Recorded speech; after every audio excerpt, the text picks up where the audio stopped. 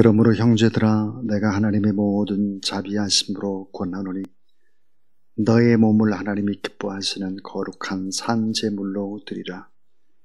이는 너희가 드릴 영적 예배니라. 나의 눈과 귀가 성전을 떠나지 않으리라 약속하신 우리 하나님 아버지, 구원받은 백성들이 그 말씀을 믿고 하나님께서 계신 성전에 나왔습니다. 육신의 쾌락을 찾아 또 세상에서 몇 날을 살았습니다. 저희는 이 성전에 모여서 예배할 때 또 주님이 주신 은혜 속에서 새 힘을 얻고 성령의 능력으로 예배하는 우리들을 주께서 영안을 열어주셔서 보좌에 계신 하나님을 뵙는 은혜가 있도록 도와주시옵소서. 우리의 입을 열어 찬미의 제사를 드리게 해주시고 우리의 귀를 열어 하나님께서 들려주신 진리의 말씀을 듣게 하여 주시옵소서.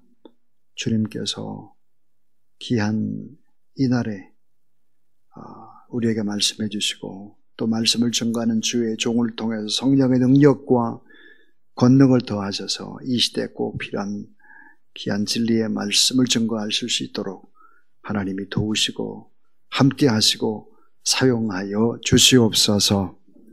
우리의 구원자가 되시며 온전한 예배를 기뻐 받으실 우리 구주 예수 그리스도의 이름으로 기도하옵나이다. 아멘. 68장 찬송합니다.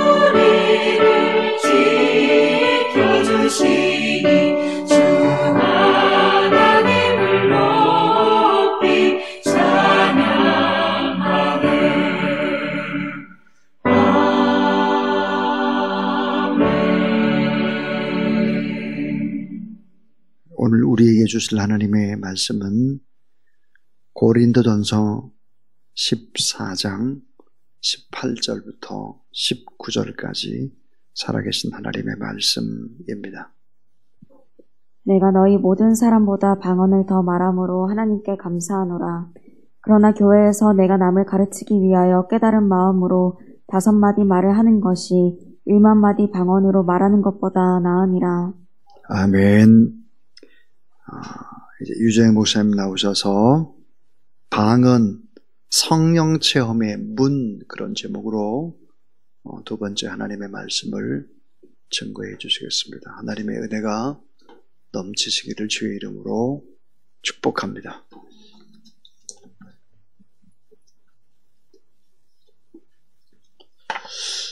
잠시 기도하시겠습니다. 사랑이 많으신 하나님 아버지, 이 시간 저희들이 주님의 말씀을 듣기를 원합니다. 부족한 제가 전하는 말씀이지만 성령의 기름 부으셔줘서 능력의 말씀이 되게 하시고 생명의 말씀이 되게 하여 주시옵소서. 듣는 자에게 복이 되는 귀한 말씀이 되도록 축복하여 주시옵소서. 예수님 이름으로 기도드렸습니다. 아멘. 2주 전 제 설교에 대해서 좋은 반응이 많아서 제가 깜짝 놀랐습니다. 제가 염치 불구하고 지인들에게 제 서툰 설교 동영상을 이렇게 보내드리는데 통상 이분들의 반응은 무덤덤한 것입니다. 거기에 비해서 이번에 반응은 저한테는 아주 뜨거운 반응이었다고 해석이 됩니다.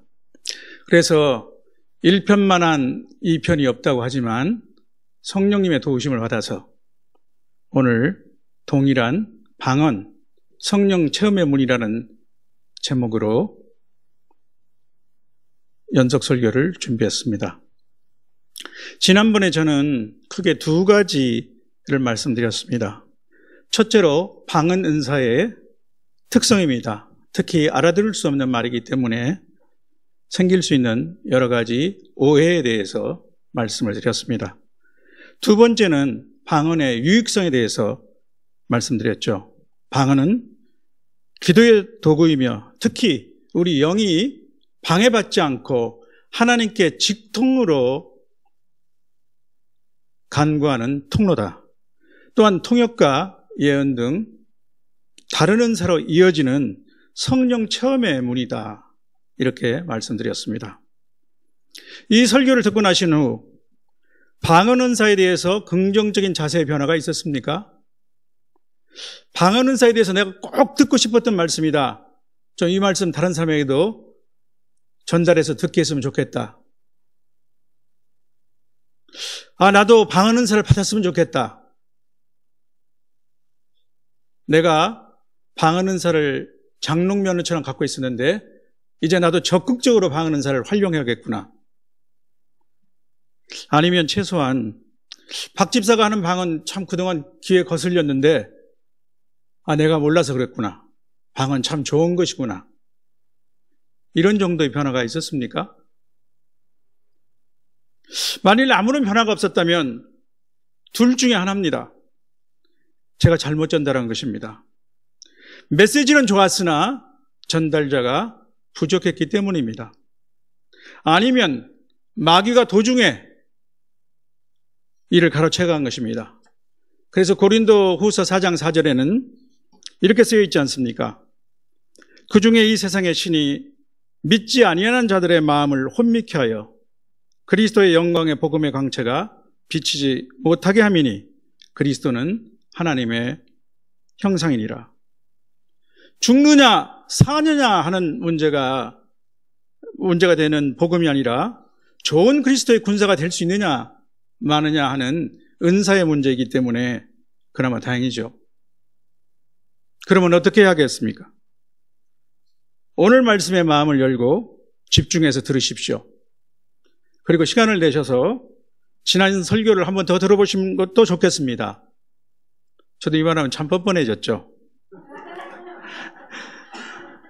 저는 오늘 본문의 말씀을 정하는데 상당한 주저함이 있었습니다. 저로서는 14장 18절 내가 너희 모든 사람보다 방언을 더 많이 말함으로 하나님께 감사하노라 이 한 구절로 정하고 싶었지만 그 짝이 되는 19절을 떼어놓을 수 없었기 때문입니다. 이 구절을 인용해서 방언에 대해서 부정적인 견해, 또 심지어 방언이 매우 백해무익하다는 주장을 하는 것을 많이 들어봤습니다. 그러나 성경의 어느 한 구절을 문맥에서 떼어놓을 때 큰 오류에 빠질 수밖에 없으며 또 성경이 의도하지 않은 그런 억지 주장이 될 수도 있습니다.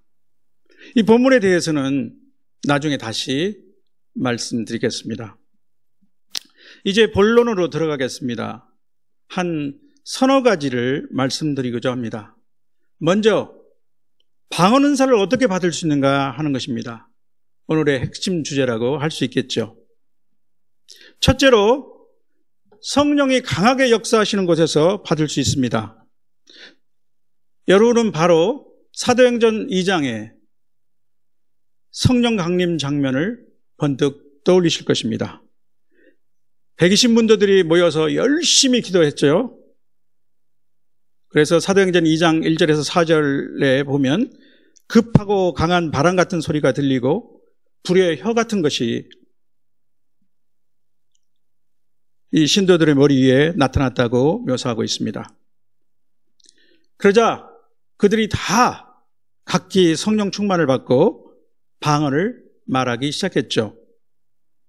물론 우리가 주제로 다루고자 하는 방언 은사와는 구별이 되는 방언이지만 성령의 역사와 계시라는 점에서는 동일한 것입니다. 뜨거운 곳에 가면 몸이 금방 자동으로 데워집니다. 성령이 충만한 곳에서는 역사하는 힘이 그만큼 큽니다. 예전에 난로불을 보셨죠? 처음에 불 키우기는 상당히 어렵죠.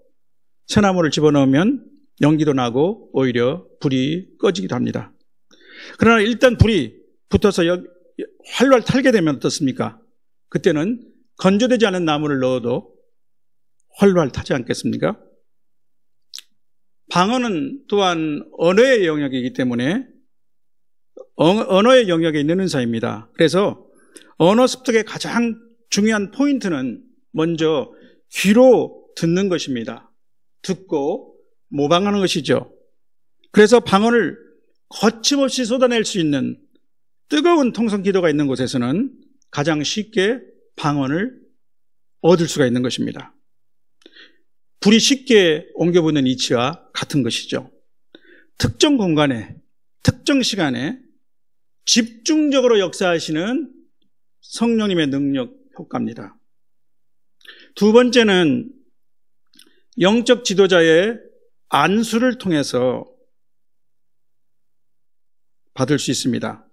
사도행전 19장에 바울 사도가 에베소로 가서 아직 세례 요한의 세례밖에 알지 못하는 한 12명 정도 되는 사람들에게 말씀을 증거하고 예수의 이름으로 세례를 베풀었습니다. 이어서 바울이 그들에게 안수함에 성령이 그들에게 임하심으로 방언도 하고 예언도 했다라고 기록되어 있습니다. 그 외 여러 곳에서 안수하는 장면이 나옵니다. 디모데후서 1장 6절에서도 바울 사도는 디모데에게 내가 나의 안수함으로 내 속에 있는 은사를 다시 부릴 듯 하게 하기 위하여라고 쓰고 있습니다.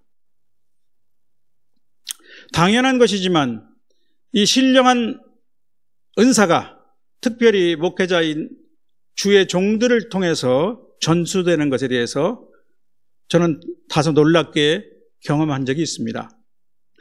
지난 설교에서 말씀드렸던 벨기에 브뤼셀에서 있었던 일입니다.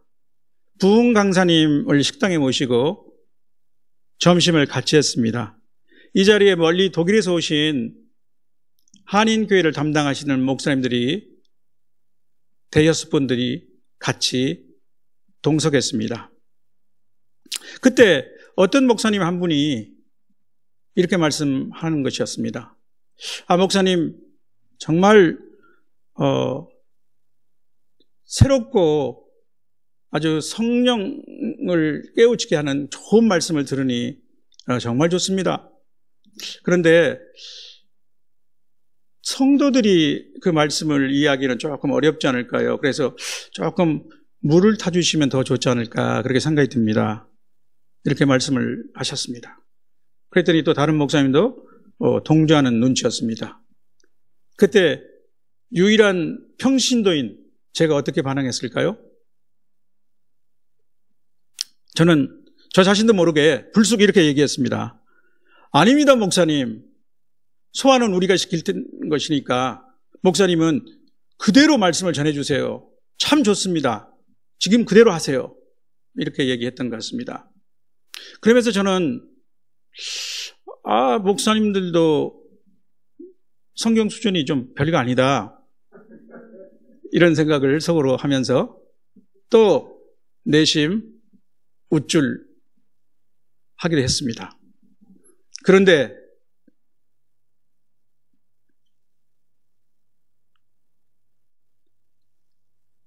역전 현상이 있는 거죠.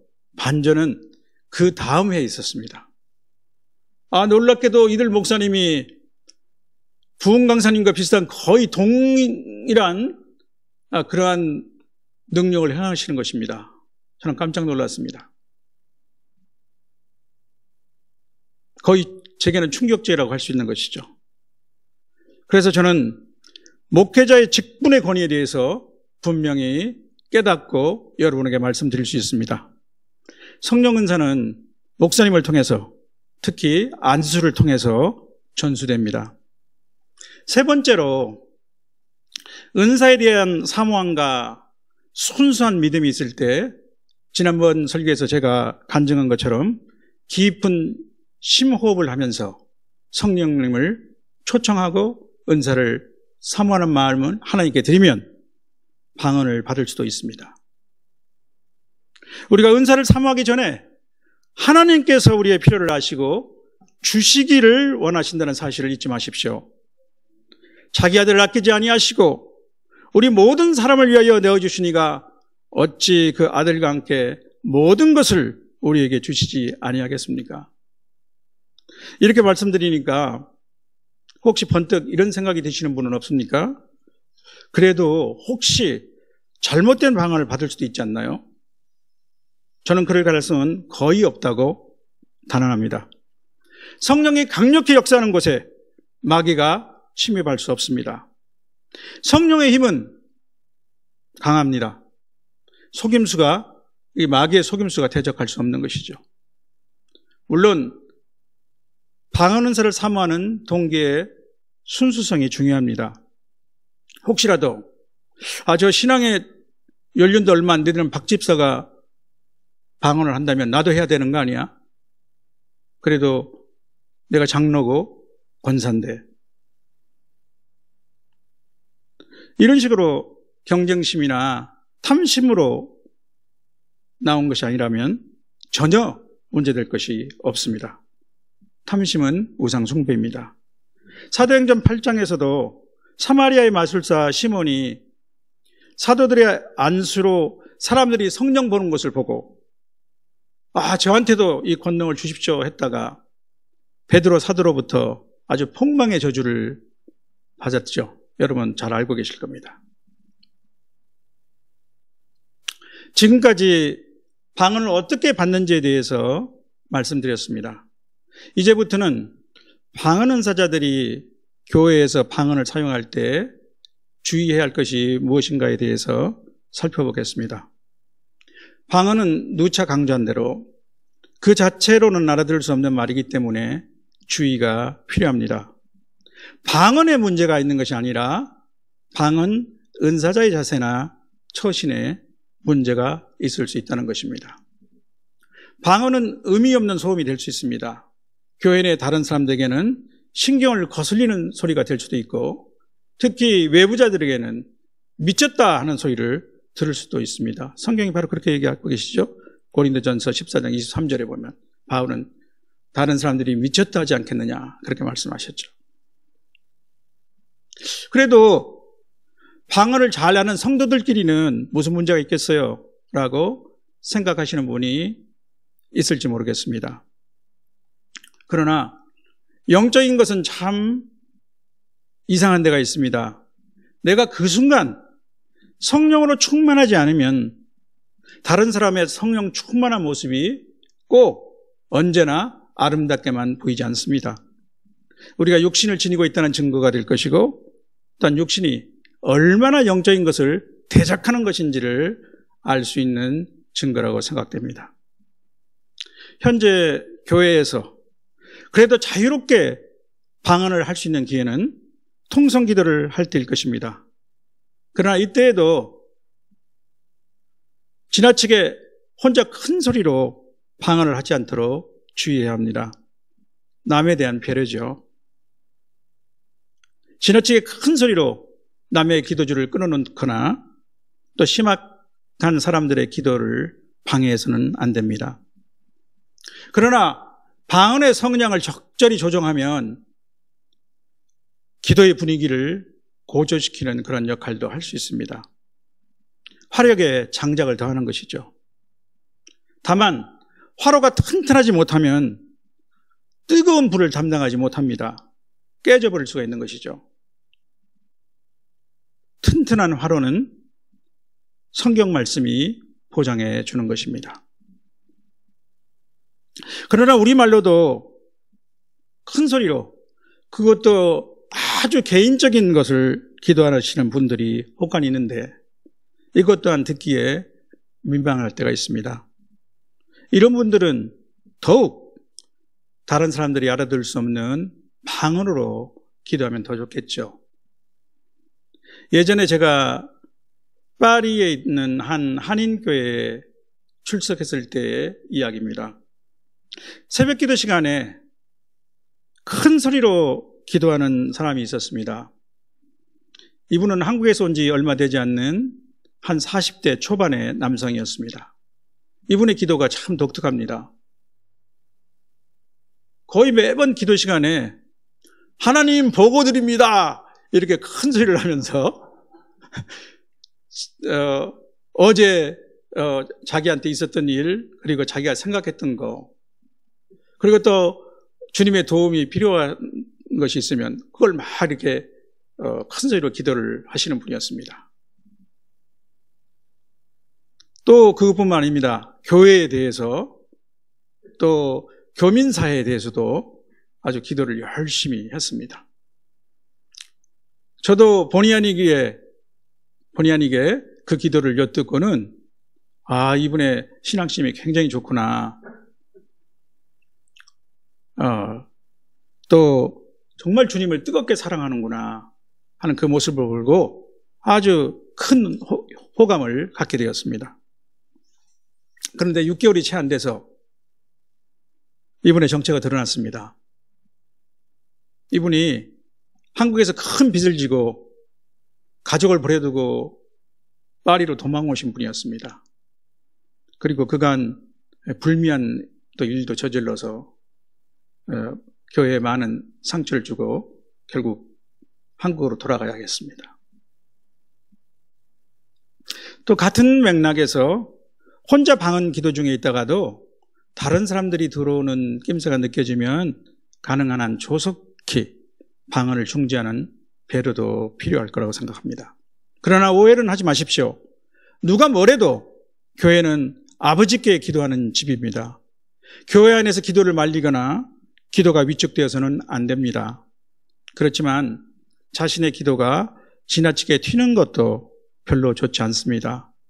큰 소리로 기도할 수 있는 사람은 묵음으로도 기도할 줄 알아야 합니다. 주변의 눈치를 살피고 주눅들라는 말이 아니죠. 다른 사람들을 배려하는 자세가 필요하다는 것입니다. 고린도전서 14장에는 공예배의 모습이 나옵니다. 지난번 설교의 본문이었습니다. 28절이죠. 그리고 이어서 방언과 통역 예언에 대한 것을 어떻게 해야 하는지에 대해서 자세한 주의사항이 나옵니다. 방언의 경우 2사람, 많아야 3사람이 차례를 따라하고 한 사람이 통역하라. 통역 예언이 없으면 방언을 말하지 말라. 예언하는 자는 2, 3이 말하고 다른 이들은 분별할 것이요. 만일 다른 이에게 계시가 있으면 먼저 하는 자는 잠잠하라. 이 모든 것을 품위 있게 하고 질서 있게 하라. 이렇게 자세하게 고린도전서 14장에는 나와 있습니다.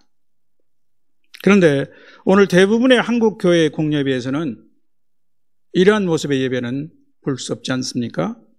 특히 주일 예배는 정해진 순서에 따라 정확하게 진행되고 있죠. 그러니 문제점도 없습니다. 문제점이 없으니 좋은 것인가요? 차 없으면 차 사고 날 염려도 없죠. 우리 예배의 풍성함이 그만큼 덜해지고 특히 성령의 역사가 시들어 버리게 된 것입니다. 그것이 우리의 예배의 모습이 되면 안 되겠죠. 저는 호주에 있었을 때 캔베라의 비전 처치라고 하는 현지인 교회를 출석하면서 고린도전서 14장 28절과 거의 완벽하게 일치되는 예배의 모습을 경험했습니다. 주로 찬양이 끝나면 방언을 하는 사람이 있고 또 이어서 예언과 통역이 이어지곤 했습니다. 어떨 땐 좀 드물기는 하지만 목사님의 설교 도중에 어떤 사람이 일어나서 방언을 막 말하기 시작하는 겁니다. 저도 깜짝 놀랐죠. 그러면 목사님께서는 설교를 잠시 중지하시고 미소를 띠시면서 Praise the Lord 이렇게 하시면서 기다려 주셨습니다.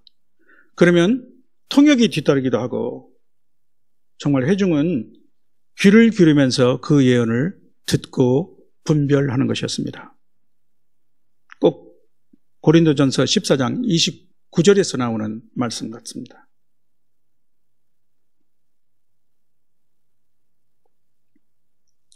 그래서 목사님은 다시 설교를 계속하시거나 또 다른 찬양을 한 곡 하도록 청하셨습니다. 지금 생각해 보니 카리스마가 별로 느껴지지 않는 아주 친근하고 바로 이웃집 아저씨 같은 인상에 늘 미소가 끊이지 않았던 그 목사님이 사실은 대단한 분이신 것 같습니다. 덧붙여 말씀드리면 이 목사님은 가족과 더불어 휴가도 자주 다녀오시는 분이었습니다.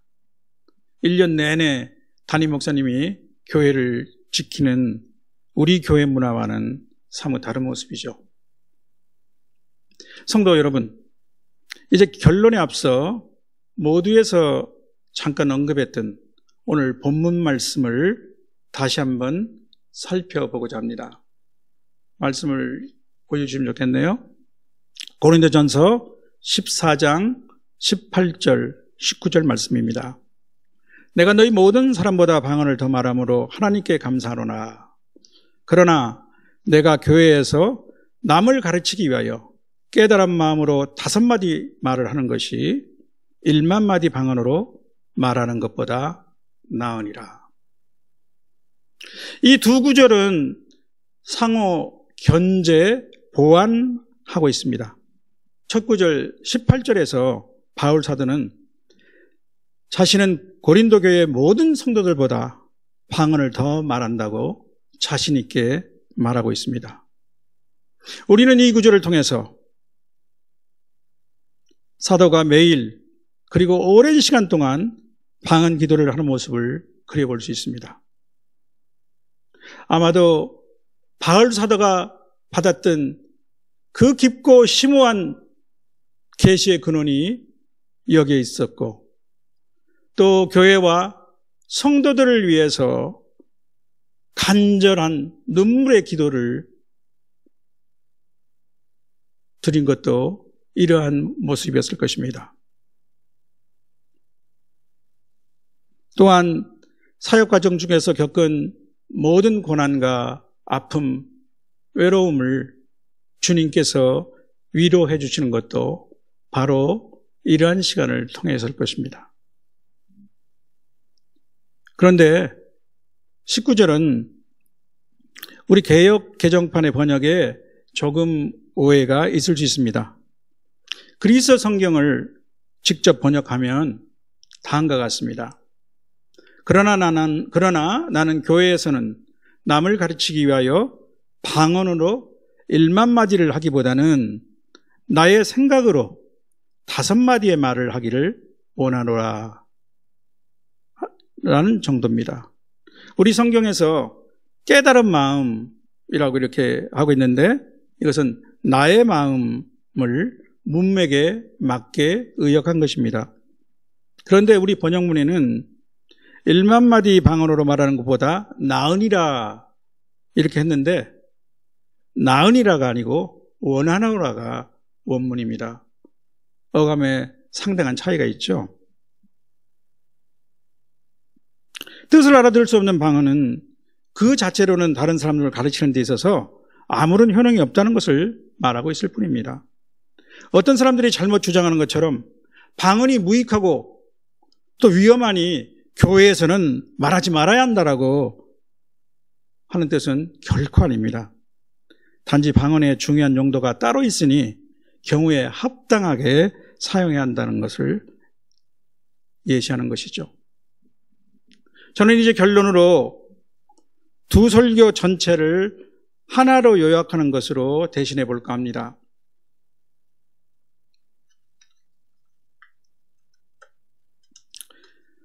방언은 하나님의 교회의 덕을 세우기 위해서 성도에게 주시는 귀한 은사 중에 하나입니다. 기도의 도구로 그 중요성과 유익성은 아무리 말하여도 지나치지 않습니다. 그러나 방언의 특성상 통역이 없으면 이는 타인에게는 물론 때로는 자기 자신에게도 유익을 주지 못합니다. 나의 영은 기도하나 나의 마음은 열매를 맺지 못하기 때문입니다. 그렇기 때문에 교회에서 방언을 말할 때는 남을 위한 배려가 필요합니다. 또 방언은 통역과 예언의 은사를 여는 문입니다. 그래서 바울 사도는 방언을 말하는 자는 통역하기를 기도하고 예언하기를 사모하라고 말씀하십니다. 오늘 특히 말씀드린 것은 방언은 첫째로 성령이 충만한 뜨거운 기도의 장소에서 같이 성령의 충만을 체험할 때, 또 두 번째로 목사님이나 사역자의 안수를 통해서, 또 세 번째로 순수한 믿음과 사모함이 있을 때 심호흡을 통해서 성령을 초청하심으로 받을 수 있습니다. 성도 여러분, 그리고 가장 중요한 한 가지가 있습니다. 방언을 포함해서 모든 은사보다 더욱더 큰 은사는 사랑입니다. 하나님은 사랑이시고 하나님은 세상을 이처럼 사랑하사 독생자를 주셨습니다. 아직 우리가 죄인 되었을 때 그리스도께서 우리를 위하여 죽으심으로 우리에 대한 하나님의 사랑을 확증하셨습니다. 우리에게 주신 성령으로 말미암아 우리 마음에는 하나님의 사랑이 부은 바 되었습니다. 우리는 은사나 직분을 다 가질 수는 없습니다. 그러나 우리 모두는 사랑을 추구해야 합니다.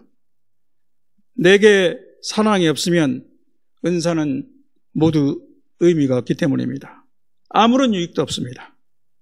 그 은사는 나와 다른 사람을 넘어지게 만들 수도 있습니다.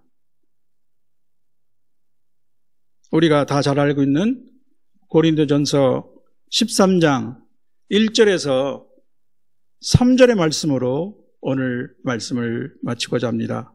우리 다 같이 소리내어서 같이 읽어보도록 하시겠습니다. 단 사랑이 없으면 이라는 구절은 한 번 더 반복하겠습니다. 시작. 내가 사람의 방언과 천사의 말을 할지라도 사랑이 없으면 오직 나는 구리와 울리는 꽹과리가 되고, 내가 예언하는 능력이 있어 모든 비밀과 모든 지식을 알고 또 산을 옮길 만한 모든 믿음이 있을지라도 사랑이 없으면 내가 아무것도 아니요. 내가 내게 있는 모든 것으로 구제하고 또 내 몸을 불사르게 내어줄지라도 사랑이 없으면 내게 아무 유익이 없느니라. 기도하시겠습니다. 하나님 아버지, 감사합니다. 방언의 은사에 대해서 말씀을 주심을 감사합니다. 저희 모든 사람들이 이 방언의 은사를 받기를 소원합니다. 그래서 믿음의 용사가 되기를 원합니다. 예수님 이름으로 기도드렸습니다. 아멘.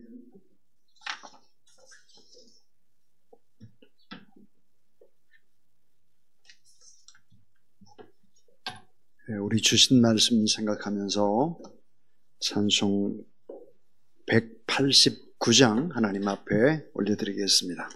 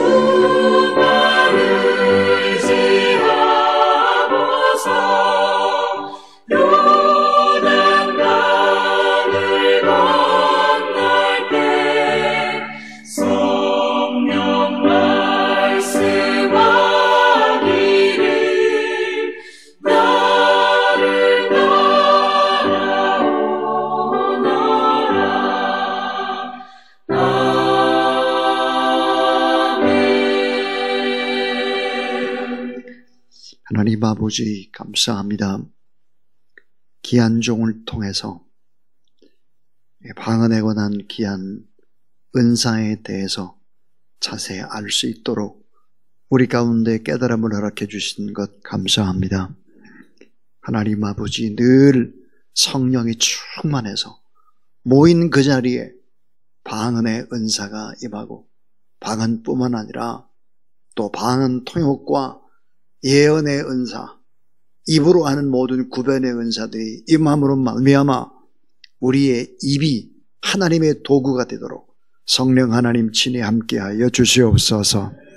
하나님 아버지, 방언의 은사를 받은 우리가 잘 활용할 수 있도록 하나님 도우시고, 특별히 하나님과 깊은 기도의 자리로 들어가는 기도의 사람들 되게 하여 주시옵소서. 또 함께 기도할 때는 늘 언제나 절제하고 배려하는 그런 성숙한 성령의 사람들이 다 되도록 하나님 도와 주시옵소서. 무엇보다도 간절히 기도합니다. 더욱 큰 은사, 최고의 은사, 최고의 성령의 열매가 사랑인데 우리 가운데 사랑을 더하여 주시옵소서. 그래서 하나님 아버지, 모인 곳에 성령이 역사하고 그 사랑의 은사란 말미암아 서로 사랑하고 돕고 위로하고 또 축복의 통로가 되고 많은 영혼들을 살리고 죽어가는 영혼들에게 복음을 증거하는 그 일에 쓰임받는 저희들 되게 하여 주시옵소서. 하나님, 꼭 필요한 귀한 하나님의 말씀을 또 허락해 주시는 것 감사하고, 우리에게 모든 사모하는 마음 또 순전한 마음 가운데 은사를 주님 허락하여 주시옵소서.